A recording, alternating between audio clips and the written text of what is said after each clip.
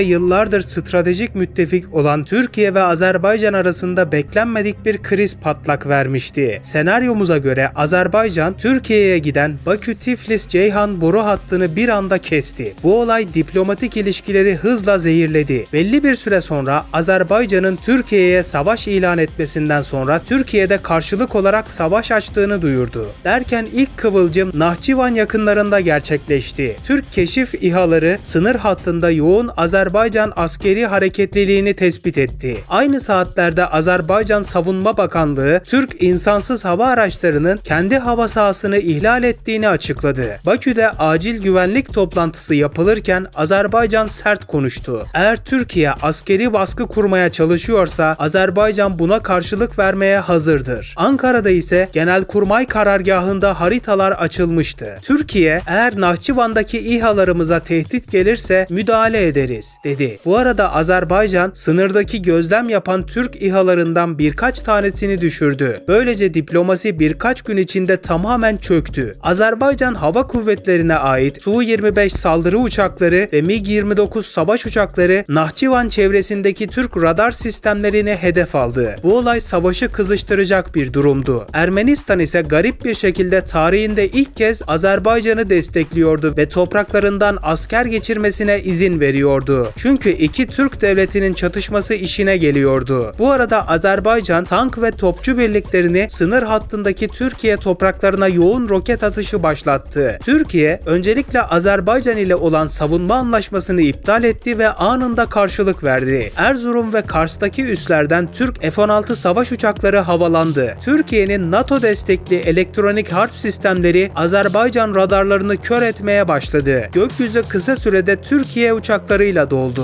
Derken Nahçıvan'daki Azerbaycan tankları ve kritik noktalar bombalanmaya başlandı. Fakat Azerbaycan'ın uçakları da burada dolaşıyordu ve ilk hava muharebesi Nahçıvan semalarında gerçekleşti. Derken bir Türk F-16 pilotu telsizden bağırdı. Azerbaycan uçağını radar kilidine aldım, ateşliyorum, dedi. Gönderilen AMRAAM füzesi Azerbaycan MiG-29'unu vurdu. Uçak alevler içinde düşmüştü. Bu arada Azerbaycan hava savunması da devreye girmişti. Rus yapımı S-300 sistemleri Türk uçaklarını hedef almaya başladı. Bir Türk F-16'sı vurularak Aras Nehri yakınlarına düştü. Azerbaycan ordusu aynı gün kara harekatı başlattı. Ordu Nahçıvan üzerinden ilerleyerek Iğdır ilini ele geçirdi. Bakü bunu ilk zafer olarak duyurdu. Tanklar ve zırhlı araçlar hızla Türk sınır karakollarını vuruyordu. Türkiye'nin bu duruma karşı askeri kara ordusunu kullanması ise an meselesiydi. Derken büyük bir güç göndermeye başlayan Türk ordusu buraya geldi ve Azerbaycan birlikleriyle kara savaşına girdi. Ağrı ve Kars şehirlerine yarı yarıya toplam 100.000 kişilik aktif profesyonel ordusunu yerleştirmişti Türkiye. Yani Türk komandoları savunma hatları kurdu. Derken bir Türk komando tim lideri telsizden emir verdi. Tankların yaklaşmalarına izin vermeyin. Javelinleri hazırlayın. Javelinler tank savar füzeleridir ve tankları tek atışta yok edebilir. Türkiye, Javelin füzelerini Azerbaycan tanklarını vuracak şekilde ateşlemişti. Bunun sonucunda yaklaşan Azerbaycan tanklarının 4'ü tank savar füzeleriyle imha edildi. Ancak Azerbaycan birlikleri sayıca fazlaydı. Azerbaycan yedekler dahil toplam 125.000 civarında ordusunu Iğdır iline yerleştirmişti ve buradan çekilecek gibi durmuyorlardı. Akşam saatlerine doğru Azerbaycan kuvvetleri Ermenistan topraklarını kullanıp Türkiye'nin Ardahan sınırını geçerek gizlice şehri ele geçirdiler. Azerbaycan bunu ikinci zafer olarak duyurdu. Aynı gün Karadeniz'de beklenmedik bir gelişme yaşandı. Türkiye, Karadeniz filosunu harekete geçirdi. Denizaltılar Azerbaycan'a destek vermesi beklenen yabancı gemileri izlemeye başladı. Türk donanması Sinop açıklarında deniz kontrolü kurdu. Derken savaş daha da hedef aldı. Patlamalar geceyi gündüze çevirdi. Bu hava üsleri kullanılamaz hale gelmişti. Azerbaycan ise karşılık olarak LORA balistik füzelerini Kars'taki Türk hava üssüne fırlattı. Füzelerden biri pistin büyük bölümünü tahrip etti. Savaşın yeni aşamasında dünya alarma geçti. Rusya tarafsız kalacağını açıklasa da her ihtimale karşı tedbirliydi. İran ise sert bir açıklama yaptı. Bölgede savaş istemiyoruz. Ancak sınırlarımıza tehdit oluşursa müdahale ederiz, dedi. Türkiye bir NATO üyesiydi. NATO'nun 5.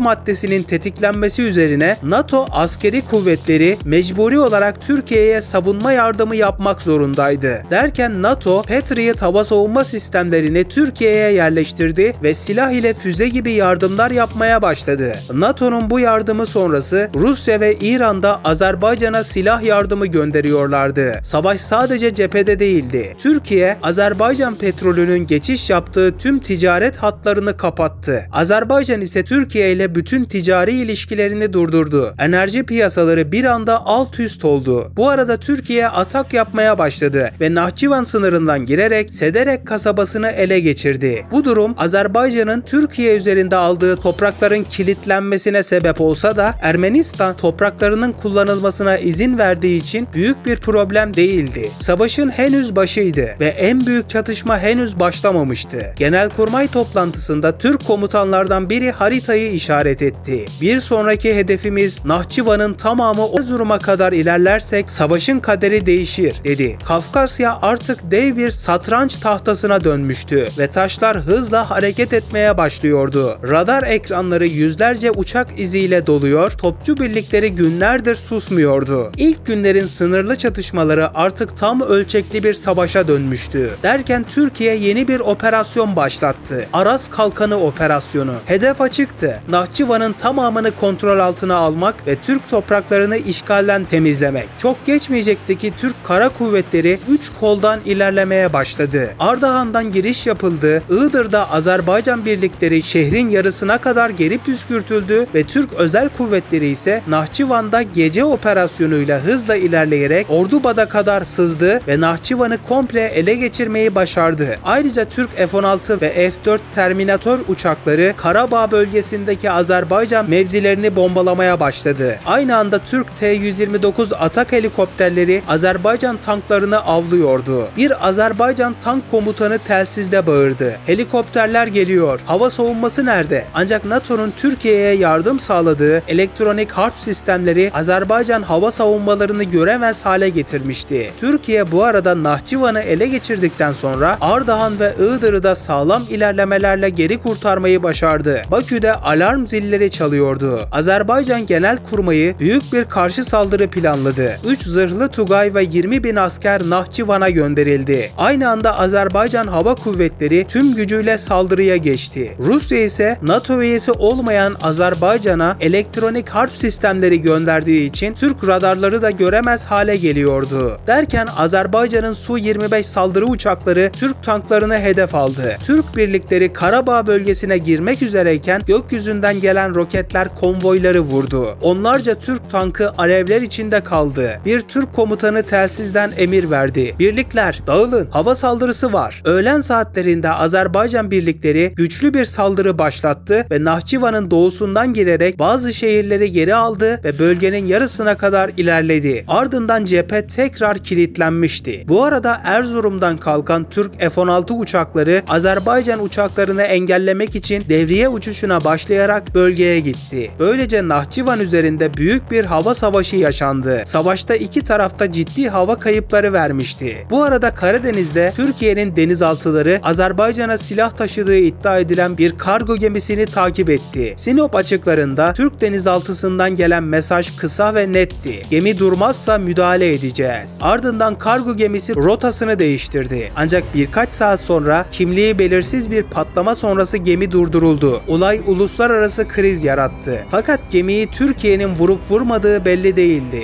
Azerbaycan savaşın seyrini değiştirmek için büyük bir füze saldırısı başlattı. Gece yarısı düzenlenen saldırıda Erzurum askeri hava üssü, Kars lojistik depoları ve Iğdır radar merkezi vuruldu. Türkiye ise hiç merak etmeyin, misilleme çok büyük olacak dedi ve ardından yüzlerce balistik füze hazırlanarak Azerbaycan'a ateşlendi. Bunun sonucunda Bakü'deki askeri üsler, Gence'deki üsler ve Karabağ'daki askeri altyapılar başarıyla vuruldu. Dev patlamalar gökyüzünü kaosa çevirdi. Bu arada Türkiye birliklerini Karabağ bölgesi sınırına getiriyordu. Ermenistan bu Türk birliklerine bir şey yaparsa savaşa girmiş olacağını bildiği için müdahale edemiyordu. Derken Türkiye ve Azerbaycan burada karşı karşıya geldi ve bitmek bilmeyen bir çatışma başlamıştı. Fakat bu arada Rusya eğer savaş Karabağ bölgesine yayılırsa müdahale ederiz tehdidinde bulundu. Bu açıklama iki ülkenin de planlarını zorlaştırdı. Çatışmalar yavaş yavaş sönmeye başladı ve sonunda iki ülke tekrar barış masasına oturdular ve bir anlaşma yaptılar. Buna göre artık Nahçıvan Türkiye Türkiye'nin kontrolünde kalacaktı. Savaş böylece son buldu. İzlediğiniz için teşekkürler. Daha fazlası için abone olmayı unutmayın.